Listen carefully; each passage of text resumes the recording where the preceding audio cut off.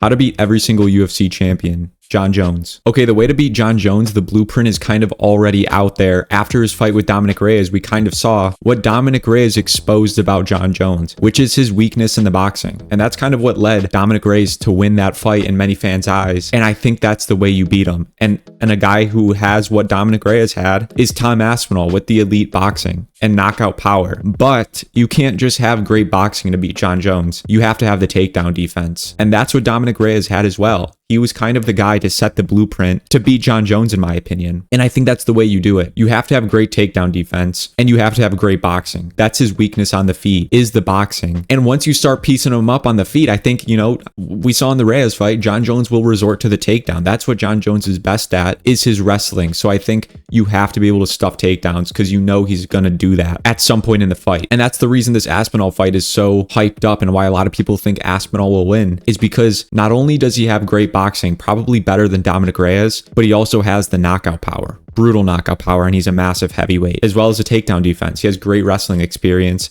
I think Tom Aspinall might be the kryptonite to Jon Jones if they ever fight. Islam Makhachev. Okay, the way to beat Islam Makhachev is having knockout power. You have to knock this guy out. That's the only way I think you can do it. I have a hard time believing anybody can beat Islam Makhachev over 5 rounds. I really do. I don't think there's a man on this planet who fights at 155 who can beat Islam Makhachev over 5 rounds. Volkanovski couldn't do it. I don't think Ilia Topuria could do it. Arman Tsarukyan could do it. Or any welterweight could do it. I think you have to knock this guy out. You have to have knockout power. And who's a fighter with that? That's Ilia Topuria. And that's why the matchup's so interesting, because he has the KO power to put out Islam. And I think that's the way you do it. Ilia Topuria is not going to beat Islam Makhachev over 5 rounds. He's not.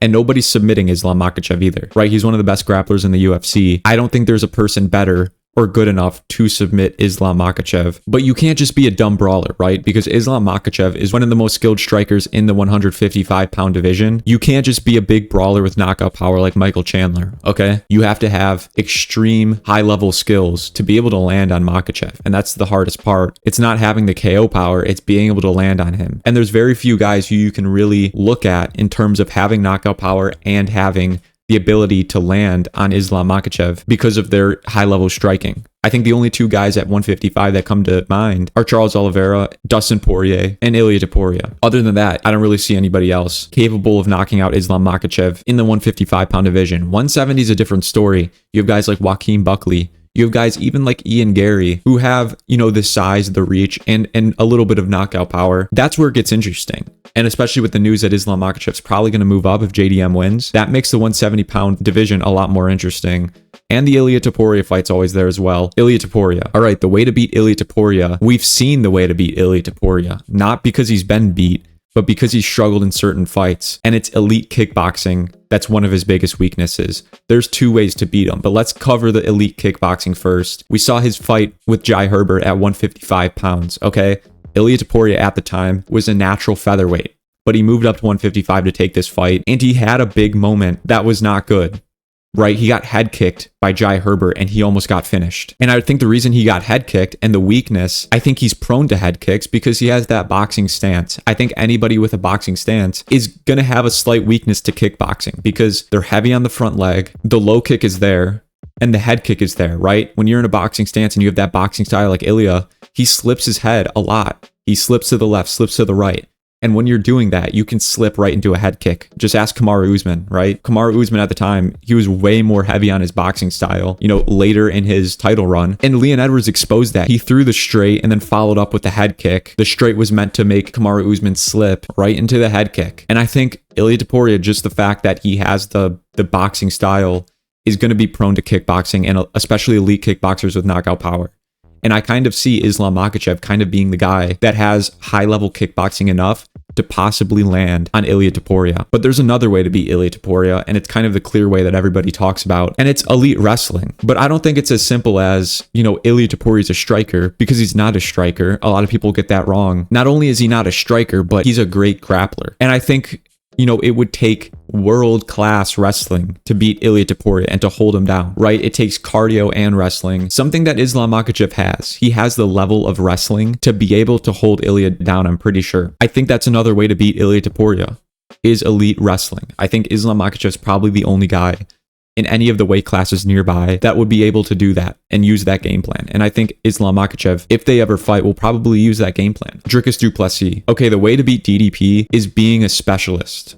But you can't just be a specialist against a guy like DDP, because the way Dricus wins fights isn't mostly skill, in my opinion. I think it's the physicality that he poses. He's a big tank and he just keeps coming forward. He has crazy cardio and he's extremely strong, and he's crazy durable too. He has basically every physical attribute at level 99, and you can't just be extremely skilled and more skilled than him to beat him, because we've seen guys like Adesanya, who's clearly the better striker, lose the fight. So I think not only do you have to be a specialist, but you have to be a specialist with a level of physicality to match DDP. I'm not saying you have to have the cardio DDP or the strength, but I think the guy that would beat DDP in 185 would be Alex Pereira when he used to fight in 185, because Alex Pereira and Adesanya are very similar in skill level, but Alex Pereira had the knockout power, right? That's kind of, if you look at their similar opponent, Sean Strickland, Alex Pereira deals with pressure a lot more because he has that threat of, I can knock you out in one punch.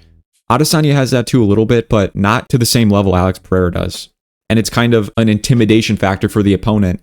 And I think DDP wouldn't be as careless to just charge forward. And I think that's the way you beat DDP, is you're either a high level striker or you're a wrestling specialist. Kind of like Khamzat Chimaev, which is the next fight that's going to happen. That's what makes that fight so interesting, because Khamzat Chimaev, in my opinion, does have the style to beat DDP, right? Anybody who's a striking specialist or a wrestling specialist that has physicality, we know Khamzat has physicality, he has the strength, but what he doesn't have is the cardio, which really makes this fight interesting, because if Khamzat had cardio, it would probably be a minus 500 favorite for Khamzat. But the fact that Khamzat's kind of known for getting tired makes this fight, honestly, in my opinion, break even odds. And it's up to DDP to really just survive the first couple of rounds. That's the way most people see it. That's the way I see it. To beat DDP, you got to be a specialist, but you have to have some physicality. Merab Dvalishvili. Merab is really similar to DDP, in my opinion, especially with the way you got to beat him. And it's having KO power, but not just KO power, you need physicality. And what I mean by that is Sean O'Malley has KO power, but he does not have physicality. He's light as feathers. Okay, and he might even walk around at the same weight as Merab when they get in the cage, but something about O'Malley, he is just so easy to take down for Merab. He doesn't have that solid build to him like Umar did that made it harder for Merab to take him down. I think if you had a build of Umar and you had the knockout power of O'Malley, that's the way you beat Merab, because you're not going to out cardio Merab. You can't outskill him because he just keeps a higher pace. You're going to get tired trying to match him, right? Umar did that. He tried to go skill for skill with Merab, and he tried to stuff every single takedown, and he just ended up getting too tired. You can't beat Merab over decision. The way you got to beat him is to shut his lights out. And that's really the only person I see in the division beating Merab, as funny as it may sound, is Sean O'Malley. Really, because he's the person with the KO threat. It's just hard to predict him to win because he does not have the physicality to defend against Merab's takedowns. It's a guy, it's same thing with like Petr Yan. Petr Yan just does not have the size. It's like Merab was overpowering Yan in their fight. Yan couldn't keep him off of him. At least O'Malley had the range where he could kind of wiggle his way out of a single leg. Petr Yan doesn't have that, because I'm sure Petr Yan is much more skilled than Merab, but he doesn't have that one punch knockout power, and he doesn't have the cardio to just keep up with Merab. So to beat Merab, you got to have KO power. That's just a non-negotiable. His cardio is so insane. He's going to tire you out eventually. Magomed Ankalaev. I might get a lot of hate for this one. The way to beat Magomed Ankalaev is to be an elite kickboxer. And who's an elite kickboxer? Alex Pereira. But he just lost. So what am I saying? I know he lost, but that doesn't take away the fact that that style still works on Magomed Ankalaev. Maybe Alex Pereira can't get it done, but an elite kickboxer is the way to beat Ankalaev. I'm very sure of that. Unless you're talking about guys who used to be in the 205 division like Daniel Cormier and Jon Jones with just absolutely elite wrestling. I think the way to beat Ankalaev is being an elite kickboxer.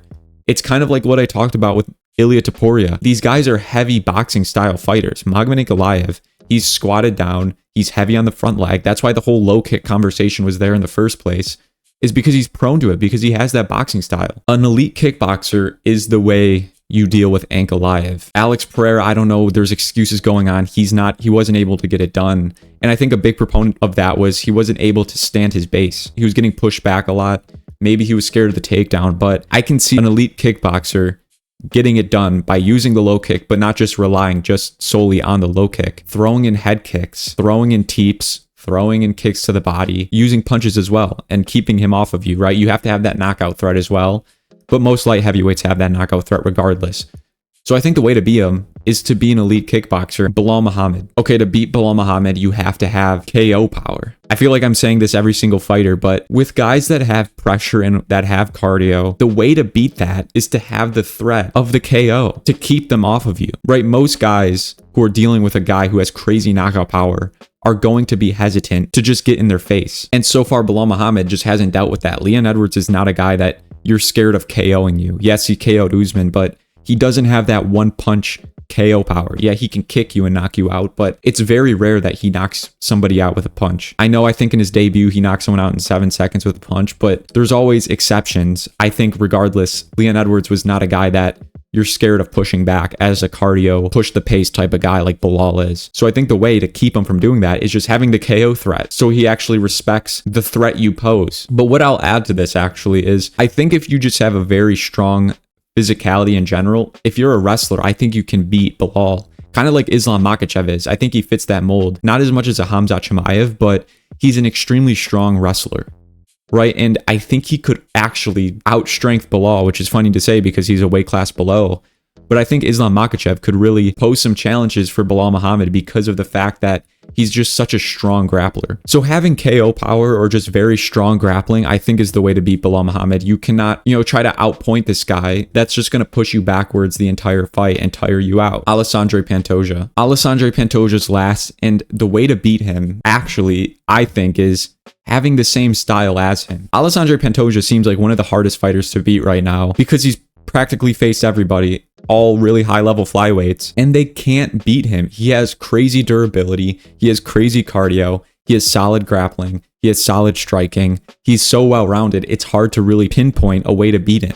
And I can't say KO power because he has a great chin. And in the flyweight division, it's very rare somebody actually has one punch KO power. There's guys like Kai Kara France. I get it. And he has a chance of knocking out Pantoja, but I think the real way to beat him is actually just to beat him with his own style and to win a close decision, right? There's also fighters who kind of set the way to beat him, Davison Figueiredo. And what Davison Figueiredo had was actually the physicality, right? He had the sting to his punches. He had the great grappling. He was strong. I think a guy that's just like Pantoja, strong, durable, great cardio, is the way to beat him, and to just beat him by a close decision. I think that's the way Pantoja loses in the future, eventually to whoever comes next. I think the way he's going to lose his title is going to be by a close decision, and maybe there's a rematch or something like that, but that's the way to beat Alexandre Pantoja. Let me know what you guys think about this. Do you think there's any other ways to beat these champions? Let me know in the comments below. I'll see you guys in the next one.